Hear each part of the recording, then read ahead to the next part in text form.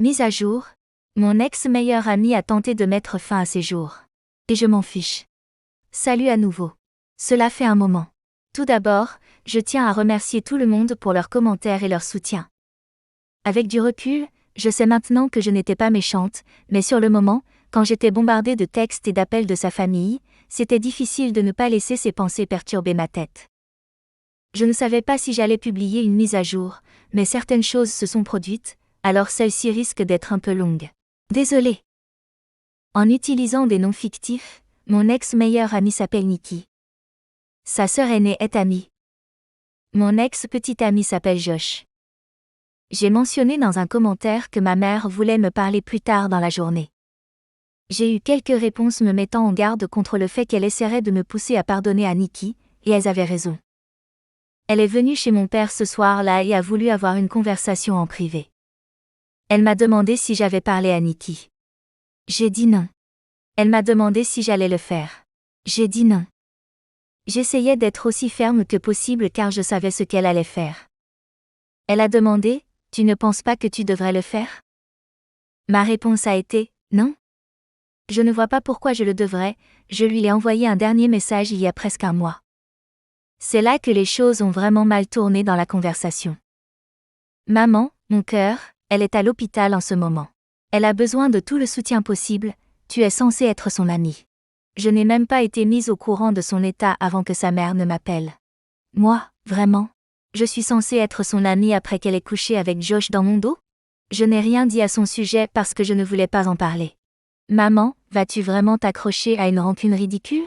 Je comprends qu'elle t'a blessée, mais elle souffre bien plus en ce moment, ma chérie. Moi, elle souffre? Maman, oui, vous souffrez toutes les deux.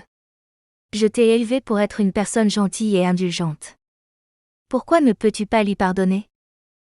Moi, quoi? Comme papa aurait dû te pardonner? Ce n'était pas mon moment le plus glorieux. Je n'en avais pas parlé avant parce que ce n'était pas pertinent, mais la raison pour laquelle mes parents ont divorcé était due à l'infidélité de ma mère. Et ce n'était pas seulement une fois, ce n'est pas que cela aurait eu de l'importance même si c'était le cas, mais ma mère a toujours pensé que papa aurait dû simplement la pardonner. J'admets que cela a été un coup bas de ma part et la conversation a dégénéré en dispute à partir de là, avec tous les deux disant des choses peu aimables. Finalement, j'ai décidé que la conversation était terminée car nous tournions en rond et commencions à crier, donc je lui ai dit de partir et que nous pourrions en reparler lorsque nous serions tous les deux calmés. Quand elle partait, elle a dit ceci, « J'espère que tu n'es pas aussi cruel que ton père. » En général, je ne suis pas une personne en colère, mais cela m'a mis en colère et blessée. Je vivais à parts égales entre mes parents. Ils se sont assurés tous les deux que j'avais tout ce dont j'avais besoin ou envie, mais elle sentait que sa situation et ses luttes étaient injustes. Papa n'a jamais aidé avec les factures ou les paiements qui ne me concernaient pas. Elle en attendait plus. Les tricheurs le font toujours.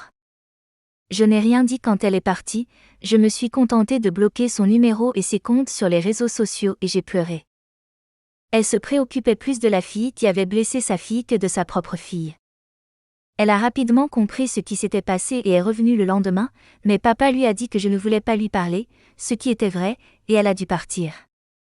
Il lui a fallu peut-être une demi-heure avant qu'elle ne parte enfin. Pendant les quelques jours qui ont suivi, elle a continué à essayer de me joindre par l'intermédiaire d'autres personnes, mais je suis restée silencieuse. Le vendredi après mon message, j'ai décidé que j'étais assez calme pour lui parler et je l'ai débloqué. Nous avons parlé au téléphone, ce qui n'était pas aussi excitant que ce qui précède. Fondamentalement, elle s'est excusée en me disant qu'elle avait tort d'essayer de me forcer à pardonner Nikki, qu'elle respecterait ma décision, mais a essayé de me suggérer d'y réfléchir. Je lui ai fermement dit que je ne pardonnais pas Nikki. Elle a simplement dit d'accord. Les choses n'étaient plus vraiment les mêmes entre nous.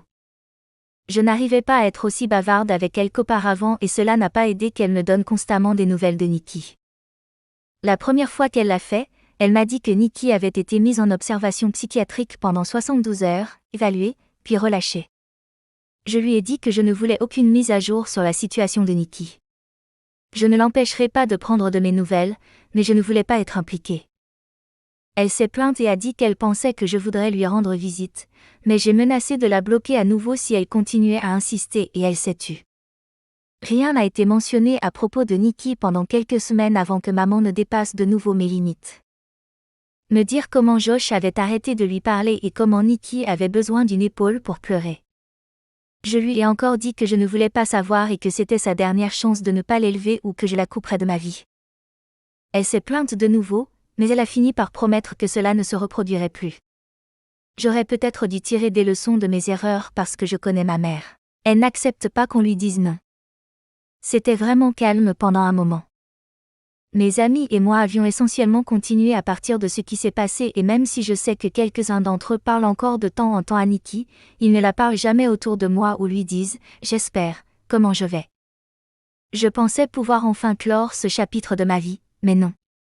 Aujourd'hui, ma mère m'a appelé pour me demander si je voulais déjeuner. Je ne l'avais pas vue depuis un moment, alors quel mal y avait-il ? Je me dirige vers les Witherspoon où nous avions prévu de manger et qui je trouve assis avec ma mère. Nikki et sa sœur Tammy. Dès que Nikki me voit, elle se lève et essaie de me serrer dans ses bras, mais je lève la main et fais un pas en arrière, et cette fille a l'audace d'avoir l'air bouleversée. Maman sait tout de suite qu'elle est foutue parce qu'elle me sort toutes les excuses. Ça fait mal de vous voir tomber en morceaux comme ça, vous étiez si proches. Je pensais que vous lui pardonneriez maintenant. Et ma préférée, elle a fait une erreur, tu lui manques.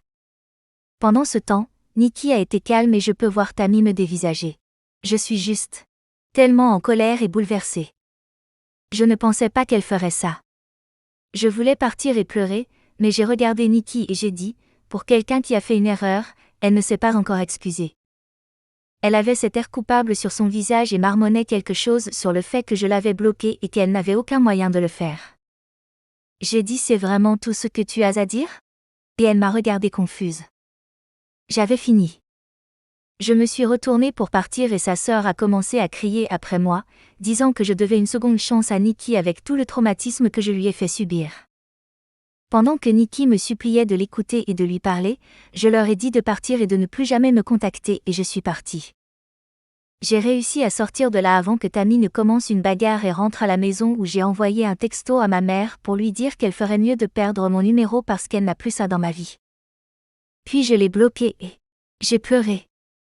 Mon père a fait de son mieux pour me réconforter, mais ça fait tellement mal que ma propre mère m'ait fait ça. Voilà où nous en sommes actuellement. Je ferai le point si quelque chose d'autre se produit, mais toute cette situation est vraiment nulle.